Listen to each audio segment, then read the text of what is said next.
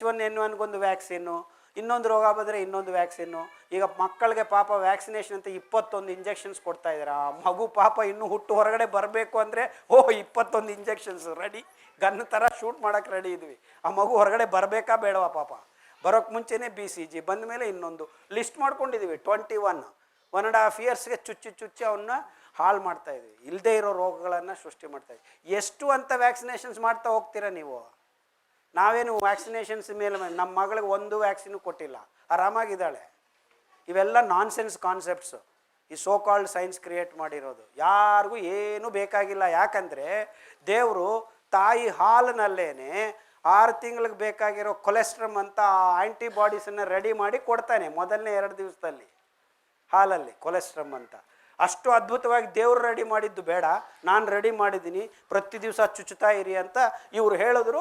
ನಾವು ತಂದು ಚುಚ್ಚುತ್ತಾ ಇದ್ವಿ. ಇನ್ನು ಎಷ್ಟು ಮಟ್ಟಕ್ಕೆ ಅಂದರೆ ಅಮೆರಿಕಾದಲ್ಲಿ ನೀವು ನಿಮ್ಮ ಮಗುಗೆ ವ್ಯಾಕ್ಸಿನೇಷನ್ ಮಾಡಿಲ್ಲ ಅಂದರೆ ಸ್ಕೂಲಲ್ಲಿ ಸೇರಿಸ್ಕೊಳ್ಳೋದಿಲ್ಲ.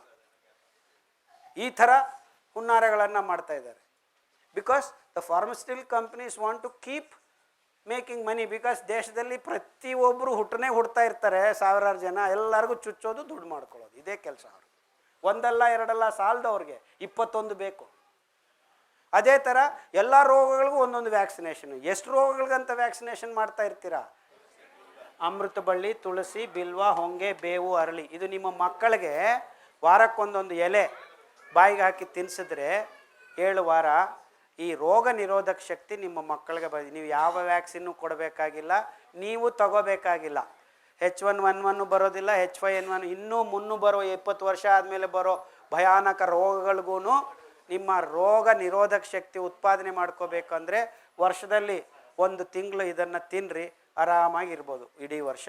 ಈ ಫ್ಲೂ ಸೀಸನ್ನು, ಲೊಟ್ಟೆ ಲೊಸ್ಕು ಈ ಸೀಸನ್ಗಳೆಲ್ಲ ಏನೂ ತೊಂದರೆ ಆಗೋಲ್ಲ. ಧೂಳಿನಲ್ಲಿ ಹೋಗ್ರಿ, ಬಿಸಿಲಲ್ಲಿ ಹೋಗ್ರಿ, ಮಳೆಯಲ್ಲೂ ಹೋಗ್ರಿ, ಏನೂ ತೊಂದರೆ ಆಗೋಲ್ಲ.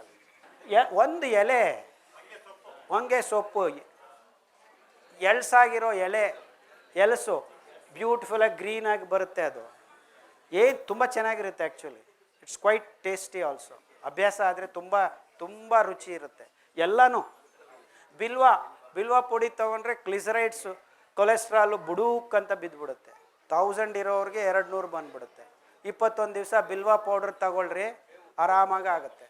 ಸೊ ಈ ಥರ ಒಂದೊಂದಕ್ಕೊಂದೊಂದು ರೋಗಗಳನ್ನು ವಾಸಿ ಮಾಡೋದು. ಬರೀ ಸಿರಿಧಾನ್ಯಗಳು ಒಂದೇ ಅಲ್ಲ, ಬಟ್ ಸಿರಿಧಾನ್ಯಗಳು ಹೊಟ್ಟೆ ತುಂಬಿಕೊಳ್ಳೋಕ್ಕೆ, ಆ ಹಸು ನೀಗುವುದಕ್ಕೆ ಬೇಕು.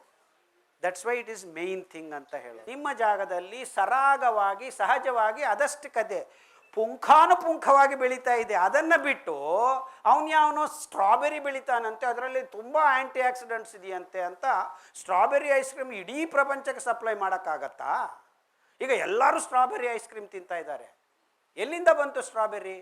ಅಲ್ಲಿ ಬೆಳೆಯೋದು ಇಡೀ ಪ್ರಪಂಚದಲ್ಲಿ, ಆ ಕೆನಡಾ ಸುತ್ತಮುತ್ತಲು ತಣ್ಣ ಪ್ರದೇಶದಲ್ಲಿ ಅಬಬಾ ಅಂದರೆ ಒಂದು 10,000 ಟನ್ ಬೆಳಿಬೋದು. ಎಲ್ಲರೂ ಐಸ್ ಕ್ರೀಮ್ ತಿಂತಾ ಇದ್ದೀವಿ. We are all fools thinking that where it is strawberry. At is A ಬರೀ ಕೆಮಿಕಲ್. ಅದು 1 ಕಿಲೋಗ್ರಾಮು ಆ ಫ್ಲೇವರ್ ಕೆಮಿಕಲ್ ಹಾಕಿದ್ರೆ ಟನ್ಗಟ್ಟಲೆ ಐಸ್ ಕ್ರೀಮ್ ರೆಡಿ ಮಾಡ್ತಾ ಇದ್ದಾರೆ. ಅದನ್ನು ತಂದು ನಮ್ಮ ಮಕ್ಕಳಿಗೆ ಏನು ಆ್ಯಂಟಿ ಆಕ್ಸಿಡೆಂಟ್ ಸಿಗುತ್ತವೆ, ಅಲ್ಲೇ ಬರೆದಿರ್ತಾರೆ it is a chemical flavour ಅಂತ. ಯಾರು ಅಪ್ರೂವ್ ಮಾಡಿದ್ದಾರೆ? FDA ಅಪ್ರೂವ್ ಮಾಡಿದೆ. Who is this FDA? Lobby ಮಾಡಿ ಅದನ್ನು ಅಪ್ರೂವ್ ಮಾಡಿಕೊಂಡಿರಿ. ಕಡಲೆಕಾಯಿ ಬೀಜ ಸಿಪ್ಪೆ, ಆ ಗುಲಾಬಿ ರಂగు ಸಿಪ್ಪೆನಲ್ಲಿ ರೆಸ್ವೆರಟ್ರಾಲ್ ಅಂತ ಒಂದು ಅದ್ಭುತವಾದ ರಾಸಾಯನಿಕ ಪದಾರ್ಥ ಇದೆ. ಅದು ಎಷ್ಟಿದೆ ಅಂದರೆ, ಎಷ್ಟು ಹುನ್ನಾರ ಇದು ಅಂದರೆ, ಈ ರೆಡ್ ವೈನ್ ಅಂತ ಆ ದ್ರಾಕ್ಷಿ, ಆ ಸಿಪ್ಪೆಯಲ್ಲಿ ರೆಸ್ವೆರಟ್ರಾಲ್ ಅನ್ನೋ ಕೆಮಿಕಲ್ಲೇ ಇರೋದು. ಅದು ಎಷ್ಟಿದೆ ಅಂದರೆ 80% ಕಮ್ಮಿ ಇದೆ ನಮ್ಮ ಗುಲಾಬಿ ರಂಗು ಸಿಪ್ಪೆ ಕಡಲೆಕಾಯಿ ಬೀಜದಲ್ಲಿ.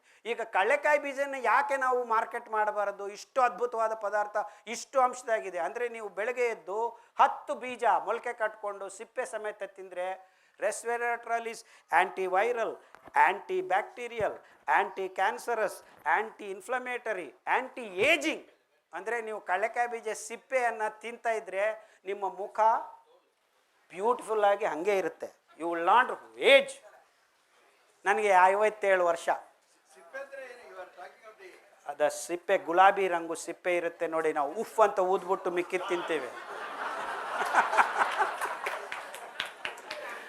ಒಂದೊಂದು ದಿವಸ ಒಂದು ಧಾನ್ಯ, ಈ 5 ಧಾನ್ಯಗಳನ್ನು ತಿನ್ನಿ, ಎಲ್ಲ ಅದ್ಭುತಗಳು ನಿಮ್ಮ ದೇಹದಲ್ಲಿ ನಿಮ್ಮ ಮನಸ್ಸು. ಇನ್ಫ್ಯಾಕ್ಟ್ ಆರ್ಕ ಮೊಸರನ್ನು ತಿಂದರೆ ಮೆಂಟಲಿ ಡಿಸ್ಟಾರ್ಟೆಡ್ ಪೀಪಲ್ ಅಂದರೆ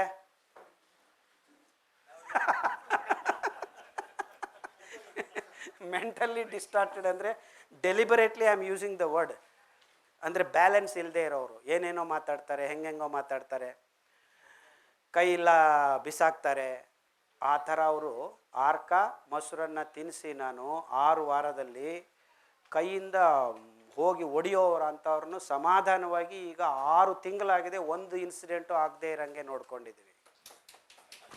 ಇದು ಅದ್ಭುತ ಅಲ್ಲ ಇದು? ನೋಡಿ, I am not talking just about ಈ ಡಯಾಬಿಟೀಸು, ಈ BP, ಅದು ಇದು ಅಲ್ಲ. ಇಲ್ಲಿ ನರನಾಡಿಗಳಲ್ಲಿ ಒಳಗಡೆ ಎಮೋಷನಲ್ ಬ್ಯಾಲೆನ್ಸನ್ನು ಕ್ರಿಯೇಟ್ ಮಾಡ್ತಕ್ಕಂಥ ಅದ್ಭುತವಾದ ಗುಣ ಈ ಆರ್ಕದಲ್ಲಿದೆ. ಇಲ್ಲ ಕೊಬ್ಬರಿ ಎಣ್ಣೆ ತಗೊಳ್ರಿ, ಕೊಬ್ಬರಿ ಎಣ್ಣೆಯಲ್ಲಿ ಸಂಡಿಗೆ ಗೋಳಿಸ್ಕೊಂಡು ತಿನ್ನಿರಿ, ಆರಾಮಾಗಿ ಇರುತ್ತೆ. ನಿಮ್ಮ ಥೈರಾಯ್ಡ್ ಪ್ರಾಬ್ಲಮ್ಮು 3 ವಾರದಲ್ಲಿ ಇಲ್ಲ ಅಂದರೆ 3 ವರ್ಷದಲ್ಲಿ ಕಮ್ಮಿ ಆಗುತ್ತೆ. ಲೈಫ್ ಲಾಂಗು ಟ್ಯಾಬ್ಲೆಟ್ ತಗೋಬೇಕಾಗಿಲ್ಲ. ನೀವು ಸಾವಿರಾರು ಜನಕ್ಕೆ ವಾಸಿ ಮಾಡಿದ್ದೀವಿ, ಒಂದಲ್ಲ, ಇಬ್ಬರಲ್ಲ, ಮೂರಲ್ಲ, ಸಾವಿರ ಪೇಷಂಟ್ಸ್ಗೆ ವಾಸಿ ಮಾಡಿದ್ದೀವಿ. ಥೈರಾಯ್ಡ್ ಪ್ರಾಬ್ಲಮ್ ಏನು ಗೊಂದಲ ಇಲ್ಲ, ಆ್ಯಬ್ಸಲ್ಯೂಟ್ಲಿ. ಥೈರಾಯ್ಡ್ ಬಂದಿದೆ ಅಂದರೆ ಲೈಫ್ ಲಾಂಗು ತಗೋಬೇಕು. 50 mcg 5 ವರ್ಷ ಆದಮೇಲೆ 100 mcg, ಇನ್ನೊಂದು 5 ವರ್ಷ ಆದಮೇಲೆ 200 mcg ತಗೊಳ್ರಿ. ಬೇರೆ ಕಾಯಿಲೆಗಳು ಬರ್ತಾ ಇರ್ತವೆ, ಅದಕ್ಕೆ ಇನ್ನೊಂದು ಟ್ಯಾಬ್ಲೆಟ್ ತಗೊಳ್ರಿ. ಇಷ್ಟೇ. ಎಲ್ಲ ಗೋಳುಗಳ ಮಧ್ಯ ಸಿಂಪಲಾಗಿ ಸಿರಿಧಾನ್ಯಗಳನ್ನು ತಿನ್ನಿ, ದಿವಸ 1.5 ಗಂಟೆ ನಡೀರಿ, ಅರ್ಧ ಲೀಟರ್ ಮೊಸರು ಕುಡೀರಿ. ಮೊಸರು ಅಂದರೆ ನೆನಪು ಬಂತು, A2 ಹಾಲು, A1 ಹಾಲು, ಯಾವುದೇ ಹಾಲು ಆಗಲಿ, ಲ್ಯಾಕ್ಟೋಬ್ಯಾಸಿಲಸ್ ಅಂತ ಅದ್ಭುತವಾದ ಅವಿನಾಭಾವ ಸಂಬಂಧ ಇಟ್ಟಿದ್ದಾರೆ ನಮ್ಮ ಹೊಟ್ಟೆಗೂ ಆ ಸೂಕ್ಷ್ಮ ಜೀವಿಗಳಿಗೂ. ಒಂದೊಂದು ಸ್ತನ್ಯ ಜೀವಿಗೆ ಒಂದೊಂದು ಸೂಕ್ಷ್ಮ ಜೀವಿಗಳನ್ನು ದೇವರು ಹೊಟ್ಟೆಯಲ್ಲಿ ಹಾಕಿಟ್ಟಿರ್ತಾರೆ. ಲ್ಯಾಕ್ಟೋಬ್ಯಾಸಿಲಸ್ ಅಂತ ಆ ಮೊಸರು, ಹಾಲನ್ನು ಹುಳಿ ಮಾಡಿ ಫರ್ಮೆಂಟ್ ಮಾಡಿ ಮೊಸರು ಮಾಡೋದನ್ನು ದೇವರು ನಮಗೆ, ಅಂದರೆ ಆ್ಯಕ್ಚುಲಿ ನಮ್ಮ ದೇಹದಲ್ಲಿ 1 ಟ್ರಿಲಿಯನ್ ಸೆಲ್ಸ್ ಇದ್ದರೆ 10 ಟ್ರಿಲಿಯನ್ ಸೆಲ್ಸು ಲ್ಯಾಕ್ಟೋಬ್ಯಾಸಿಲಸ್ ಇವೆ. ಅದರ ಜೊತೆಗೆ ಇನ್ನೂ 20-30% ಬೇರೆ ಸೂಕ್ಷ್ಮ ಜೀವಿಗಳು ಇವೆ ನಮಗೆ ಬೇಕಾಗಿರೋವು. ಅರ್ಥ ಆಯ್ತಾ? ಸೊ ಈ ಮೊಸರು ಮಾಡೋದ್ರಿಂದ ಈ ಕೆಮಿಕಲ್ಸ್ 90% ಎಲ್ಲ ಹುಳಿಯಾಗಿ, ಆ್ಯಕ್ಚುಲಿ ಮೊಸರಲ್ಲಿ ಏನಿದೆ, ಲ್ಯಾಕ್ಟಿಕ್ ಆ್ಯಸಿಡ್ ಇದೆ, ಹುಣಸೆ ಹಾಲಿನಲ್ಲಿ ಟಾರ್ಟಾರಿಕ್ ಆ್ಯಸಿಡ್ ಇದೆ, ನಿಂಬೆಹಣ್ಣಿನಲ್ಲಿ ಸಿಟ್ರಿಕ್ ಆ್ಯಸಿಡ್ ಇದೆ, ನೆಲ್ಲಿಕಾಯದಲ್ಲಿ ಆಸ್ಕಾರ್ಬಿಕ್ ಆ್ಯಸಿಡ್ ಇದೆ. ಇವೆಲ್ಲ ಹುಳಿ ಮಾಡುವಂಥ ಅತಿ ಅದ್ಭುತವಾದ ಆ್ಯಂಟಿ ಆಕ್ಸಿಡೆಂಟ್ಸ್. ಸೊ ಇವನ್ನೆಲ್ಲ ನಾವು ಉಪ್ಪಿನಕಾಯಿ ಮಾಡಿಕೊಂಡು ಚೂರು ಮೊಸರನ್ನದ ಜೊತೆ ನಂಚ್ಕೊಂಡು ತಿನ್ನೋ ಅಭ್ಯಾಸ ಇಡೀ ಪ್ರಪಂಚದಲ್ಲಿ ನಮ್ಮ ದೇಶದಲ್ಲೇ ಇರೋದು. ಅತಿ ಅದ್ಭುತವಾದ ಕ್ರಮ ಇದು.